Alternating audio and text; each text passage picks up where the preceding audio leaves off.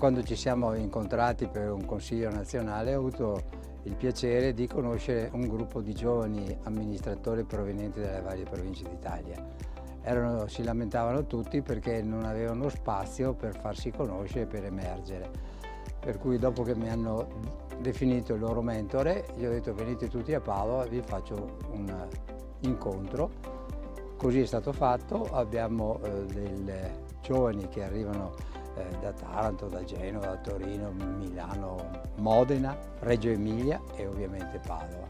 Ognuno di loro è stato assegnato un compito e il compito viene spiegato alla platea, cioè ai condomini, ma purtroppo anche agli amministratori che ignorano quali sono i loro doveri, sia sanzionabili civilmente che penalmente.